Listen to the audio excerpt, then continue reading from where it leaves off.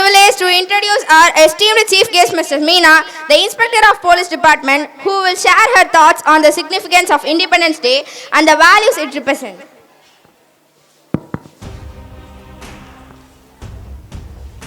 அனைவருக்கும் காலை வணக்கம்.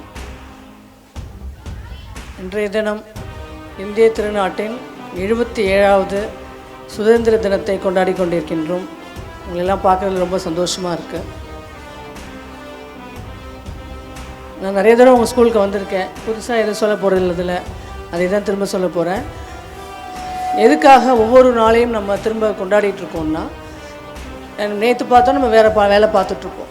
இன்றைக்கி நம்ம கொண்டாடுறோம்னா நம்ம இந்த சுதந்திர காற்றை சுவாசிக்க காரணமானவர்களை நம்ம நினைக்கணும் அப்படிங்கிறதுக்காக தான்.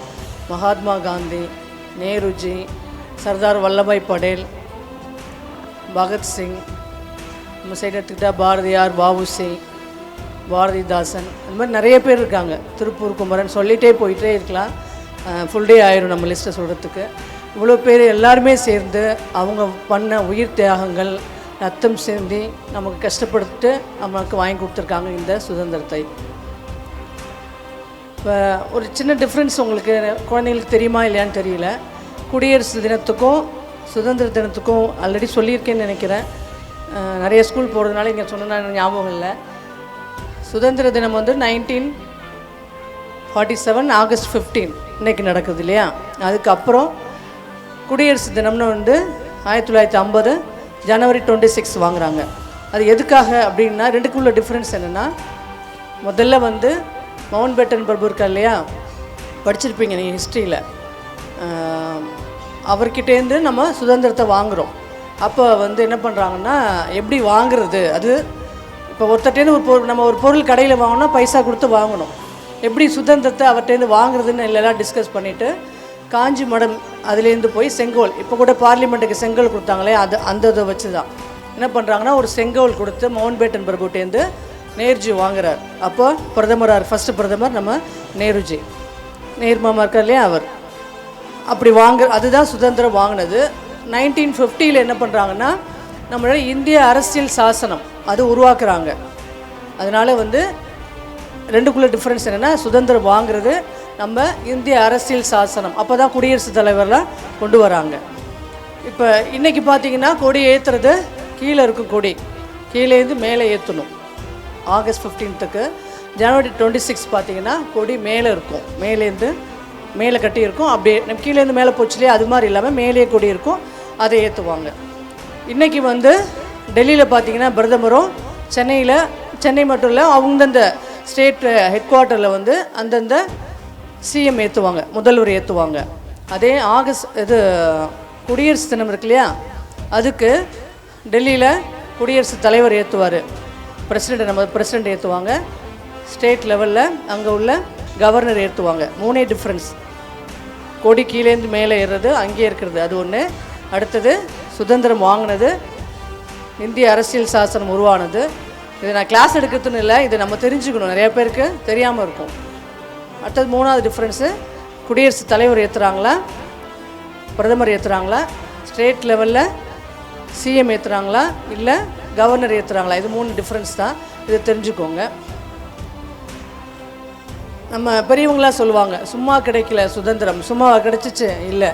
ஒவ்வொருத்தரும் அவங்க ஒரு சினிமா பார்த்துருப்பீங்க, லேட்டஸ்ட்டாக வந்துச்சு இல்லையா, RRRன்னு சொல்லிட்டு. அதில் பார்த்தீங்கன்னா அதை ஒரு துளி லெவல் தான் காமிச்சிருக்காங்க. அவங்கெல்லாம் கஷ்டப்பட்டதில்ல. மதராசப்பட்டினம் அது லவ் ஸ்டோரியாக இருக்கும், இருந்தாலும்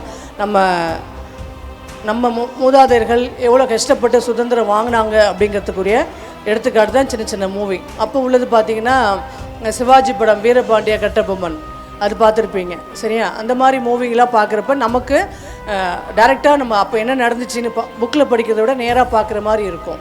அதனால் அந்த மூவியில் உள்ள நல்ல விஷயங்களை நம்ம எடுத்துக்கணும். கிடச்சிருச்சு நாட்டுக்காக, நம்ம அப்போ கஷ்டப்பட்டு ஒவ்வொருத்தரும் உயிர் நீர்த்து நமக்கு சுதந்திரம் வாங்கி கொடுத்தாங்க.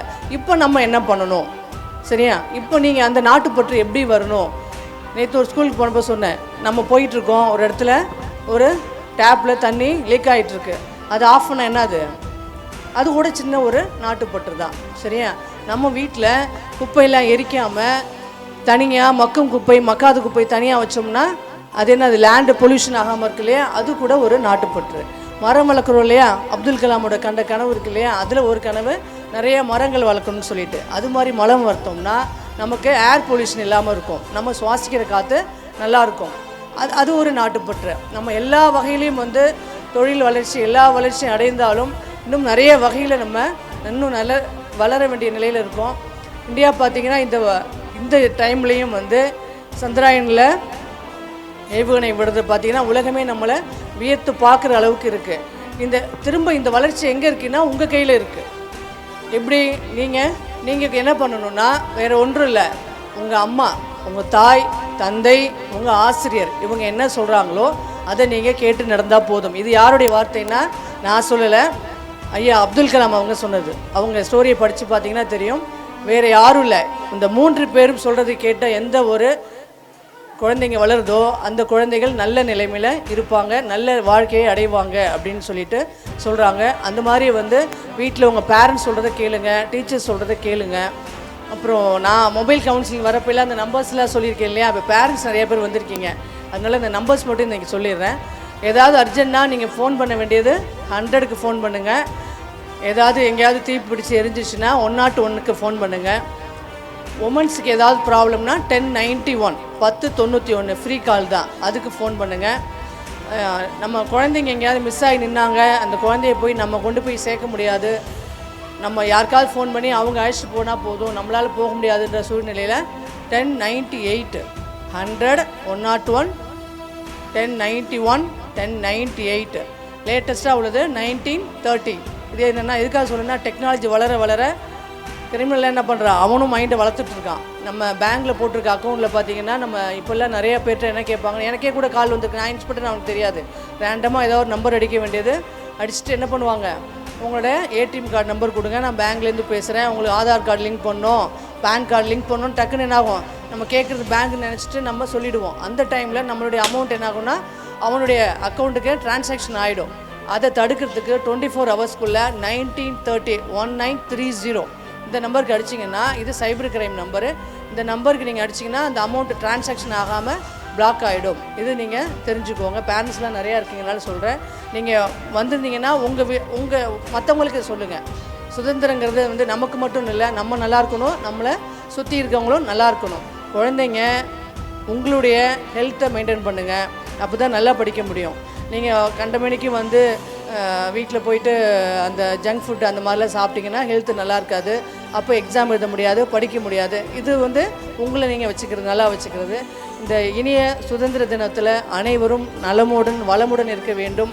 குழந்தைகள் இந்த வருஷம் நல்லா படித்து, இந்த ஸ்கூல் ஆல்ரெடி வந்து நல்ல நேம் எடுத்திருக்கு, அது ஸ்கூல் நேமை இன்னும் நீங்கள் உயர்த்தணும். நாட்டுப்பற்றுங்கிறது வந்து நம்ம ஓடி போய் எல்லாருக்கும் நின்று அங்கங்கே நின்று வேலை செய்யணும் அவசியம் கிடையாது. நம்ம நல்லா இருக்கணும், பக்கத்தில் இருக்கவங்க நல்லா இருக்கணும். ஒருத்தவங்க சின்ன விஷயம் என்னென்னா, இப்போ ஒரு பாப்பா படிக்குதுன்னா இன்னொரு பாப்பா நல்லா படிக்குதுன்னு பொறாமல் இல்லாமல் என்ன செய்யணும், அந்த பொண்ணால் தான் மார்க் எடுக்க முடியுமா, நான் எடுத்து காமிப்பேன், அந்த பையனால் தான் எடுக்க முடியுமா, நான் எடுத்து காமிப்பேன் அப்படின்னு சொல்லிக்கிறது. அதுதான் ஒரு நல்ல எண்ணங்கள். நம்மளை சுற்றி ஒரு நல்ல எண்ணங்கள், எண்ணம் போல் வாழ்க்கையும்பாங்க. நம்ம சுற்றி ஒரு நல்ல எண்ணங்கள், நம்மளோட எண்ணங்கள் நல்லா இருந்துச்சுன்னா நம்ம நல்லா இருப்போம். நீங்கள் எதுக்கு